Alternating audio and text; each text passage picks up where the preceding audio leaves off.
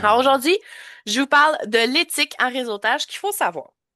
Là, j'ai fait des recherches sur le mot éthique parce que c'est facile à dire, mais c'est peut-être moins facile à exprimer hein, comme définition, là. Là, j'ai mis plusieurs longues définitions, mais grosso modo, je vais vous expliquer comment moi j'ai retenu l'information de ces longs textes-là. Mais vous pourrez les voir et je pourrais vous envoyer les PowerPoints si vous le souhaitez. Grosso modo, là, l'éthique, c'est une réflexion sur les valeurs qui orientent et motivent nos actions. OK? Si on doit se rappeler d'une seule phrase, là, ce serait ça, l'éthique. Dans la société actuelle, on met beaucoup des codes d'éthique qui deviennent des règlements, mais l'éthique n'est pas un règlement, c'est plutôt une façon de percevoir les choses et de prendre des décisions. C'est une méthodologie plus qu'une règle à respecter, mais dans le contexte professionnel, il y a beaucoup de déontologie qui se crée, entre autres selon les différents corps de métier. Fait que vous pouvez vous répondre à des questions comme qu'est-ce qui est le plus important dans la vie? Qu'est-ce que vous voulez accomplir en tant qu'humain? Quel type de rapport vous voulez entretenir avec les autres? Grosso modo, ces trois questions-là vont vous aider à définir qu'est-ce que l'éthique pour vous dans votre valeur personnelle, parce que ça diffère d'une personne à l'autre. Si on continue dans ce sens-là, les valeurs deviennent aussi des objectifs à atteindre, des idéaux à réaliser. Un code d'éthique, ça veut pas dire que je le respecte toujours. Être dans mes valeurs, c'est pas toujours possible au quotidien. Ça va arriver que je vais faire des compromis, mais ça va toujours être mon idéal et ma perfection que je vais chercher à atteindre. La réflexion éthique, ça porte au niveau aussi des particuliers, pas juste des entreprises et des groupes ou des coalitions ou des regroupements de personnes. Il y a des cas embarrassants, il y a des dilemmes qu'on va avoir dans notre quotidien qui vont rentrer là-dedans aussi. Je donne un exemple de questions que vous pouvez vous poser sans vous donner un exemple de situation, mais qui s'applique à peu près à n'importe où dans votre vie. C'est quoi la valeur la plus importante dans une situation donnée, dans une situation XY? C'est quoi la meilleure décision éthique dans ces circonstances-là, selon vous? Ça va déjà vous aider à identifier quels sont les points importants pour vous et le code de conduite que vous souhaitez adapter. Mais il faut rester mobile là-dedans parce qu'il faut actualiser vos valeurs en fonction de ce qui se passe autour de vous, en fonction de l'évolution de la société. C'est pas quelque chose de fixe et de couler dans le marbre, couler dans le béton. Le marbre, ça se coule pas bien. Donc, c'est réaliser un idéal qui est parfois partagé, parfois ne l'est pas. Souvent, on va l'être sous forme de clan, que ce soit un clan familial, que ce soit un clan professionnel, que ce soit un clan d'amitié. Donc, souvent, on va s'entourer des gens qui ont un sens éthique similaire au nôtre, mais ça reste possible d'être ami avec quelqu'un qui n'a pas du tout les mêmes valeurs. C'est à ce moment-là, ça demande beaucoup de compromis et beaucoup de d'ouverture d'esprit, disons.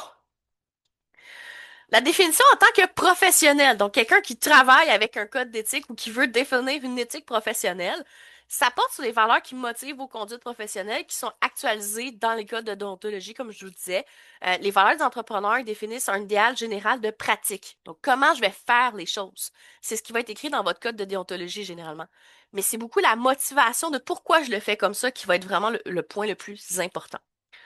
Ça fait très flou, ça fait pas quelque chose de très très concret. Fait qu'en gros, là, l'évolution économique et technique, elle fait apparaître des problèmes ethniques nouveaux, ok, éthiques, excusez, nouveaux.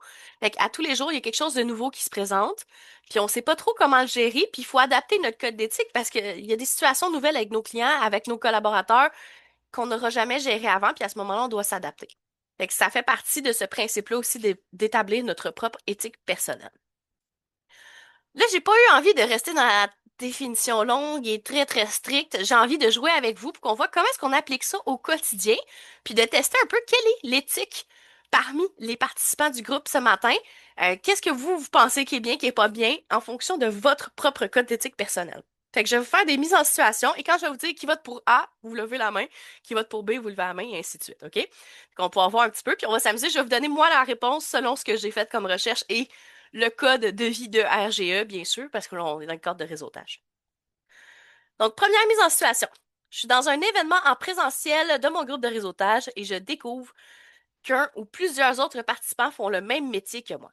Comment je dois agir selon mon code d'éthique personnelle? A. J'évite autant que possible afin de ne pas vivre de malaise comme je ne sais pas trop quoi faire. B. Je lui fais comprendre que je ne suis pas intéressée à faire sa connaissance avec un comportement passif-agressif. C. Je fais sa connaissance dans le respect. Et peut-être que je lui enverrai les clients avec lesquels j'ai pas envie de travailler ou on pourrait créer un partenariat. Donc, à main levée, qui vote pour A? Qui vote pour B? Qui vote pour C? Oh, on est d'accord là-dessus. Good, vous avez la bonne réponse. Félicitations, gang. Vous voyez, c'est du gros bon sens la majorité du temps, là, un code d'éthique. Mais ça dépend de votre religion, ça dépend de votre culture, ça dépend de comment vous avez été élevé, ça dépend de vos valeurs personnelles et c'est là qu'on peut peut-être avoir des surprises des fois. C'est sûr que dans un cadre plus précis, comme on dit, mettons, je vous dirais le code de déontologie d'un dentiste, est-ce qu'un dentiste devrait embrasser sa patiente sur sa chaise? On va pas mal tout le temps avoir le même réflexe, de par comment on a été élevé. Mais si on était élevé dans une autre culture, ça veut pas dire qu'on aurait la même réponse. Deuxième mise en situation. Je suis en pleine rencontre et l'un de mes collègues effectue une présentation de 10 minutes sur un sujet qui ne me concerne pas vraiment. Que faire? A. Je prends le temps de l'écouter attentivement afin de lui poser des questions pertinentes ou de l'aider à s'améliorer dans le futur. B. Je lui fais comprendre que je ne suis pas intéressée en faisant autre chose en même temps car je n'ai pas de temps à perdre. C. J'écoute d'une oreille en regardant mon téléphone et n'interagis pas durant la période de questions. Qui vote pour A? Ouh, OK. Qui vote pour B? C. Et vous avez raison! C'était bel et bien A pour cette réponse. Troisième mise en situation, vous allez voir, il y en a juste 5, là, je vous ferai pas ça pendant une demi-heure. Donc, je suis membre d'un groupe de réseautage depuis plusieurs mois et chaque semaine, le groupe compile les références données durant la semaine. A. Je fais mon mieux pour donner les références, même si j'oublie souvent de les noter en détail, j'arrive à donner un approximatif. B. Je donne des références uniquement quand j'ai une demande directe et j'évite de donner des chiffres pour dissimuler mes efforts. C. Je reconnais l'importance de travailler en équipe, alors je fais de mon mieux pour donner quelques références et les noter au meilleur de ma capacité. Là, il y a une pogne dans celle-là. Je vais voir si vous l'avez. Qui vote pour A? Qui vote pour B? C? Ah, c'était nébuleux. Le A n'est pas mauvais dans cette situation-ci, OK? Juste que vous le sachiez. Ça dépend de votre implication et ça dépend de votre propre code d'éthique personnel. Il n'y a pas nécessairement... Cache-toi pas, c'est correct. Le but, c'était justement qu'on s'amuse avec ça. Parce que le A et le C, en réalité, sont très similaires. C'est juste la transparence de comment la personne va l'apporter qui est différent. Mais moi, je préfère quelqu'un qui me fait un A qu'un B. Honnêtement, le C, c'est l'idéal, mais on n'est pas toujours capable de faire l'idéal en fonction de notre mode de vie, en fonction de qu'est-ce qu'on a comme charge mentale aussi. La mise en situation 4, je réalise une présentation vedette pour démontrer mes connaissances et ce qui me différencie de ma concurrence. Que faire? Quelle est la bonne mentalité? A. Je m'assure de donner plusieurs arguments qui expliquent comment mes concurrents sont mal intentionnés et comme il est risqué pour mes collègues de faire affaire avec eux. B. Je mise sur mes forces et mes motivations personnelles en parlant de cas vécus ou de mon parcours personnel comme entrepreneur. C. J'écris personnellement à chaque personne présente sans leur demander la permission pour m'assurer qu'ils participent à mon prochain atelier, même si j'ai donné tous les détails dans ma présentation. Ceux qui votent pour A. Ceux qui votent pour B. Ceux qui votent pour C. Vous êtes bon, c'était bien B la réponse. Pourquoi j'ai mis l'exemple C? Parce que ça arrive souvent qu'on le fait sans s'en rendre compte. Beaucoup plus qu'on le pense, puis étant dans pas mal toutes les conversations LGE, je le vois dans les autres groupes aussi. Donc, faut faire attention de toujours demander la permission à quelqu'un avant de le relancer. Ça va vraiment faciliter la communication, puis ça va alléger beaucoup le dialogue. Puis si vous voyez que la personne, après deux, trois fois que vous la relancez, allongez le temps que vous lui proposez de la relancer parce que ça veut dire que la personne n'est pas rendue là ou est encore en réflexion. Fait que ça va vraiment éviter les frustrations des deux côtés. Cinquième mise en situation, et la dernière, je vous rassure. Je suis membre d'un groupe de réseautage depuis plusieurs mois. Chaque semaine, j'ai de la difficulté à être présent jusqu'au bout de la rencontre. Que faire? A. Je fais le choix de modifier mon horaire afin de démontrer mon implication à mes collègues et donc obtenir des références. B.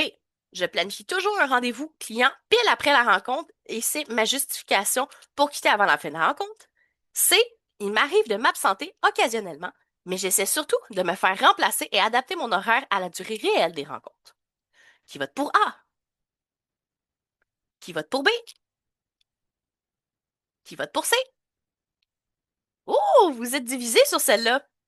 Il y avait deux bonnes réponses dans celle-là. J'ai fait exprès encore de vous truquer comme tantôt au niveau des références. C'est sûr qu'on préfère quand la personne peut s'adapter, mais c'est pas toujours possible dans la réalité concrète d'un entrepreneur. Des fois, il y a des trucs qu'on peut pas changer. C'est sûr que si ça se fait à chaque semaine, il y a un red flag qui allume quelque part dans la tête de vos collègues de réseautage. Il faut que ça reste quelque chose qui est aléatoire et relativement faible en circonstances de répétition. Si vous êtes absent 5 minutes à la fin de la rencontre à toutes les semaines, ça peut devenir lourd pour vos collègues puis ça peut affecter les références qu'ils vont vous donner en fait.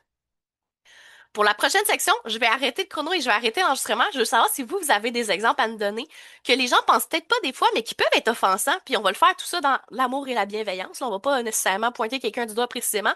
Le but étant juste de s'améliorer en tant que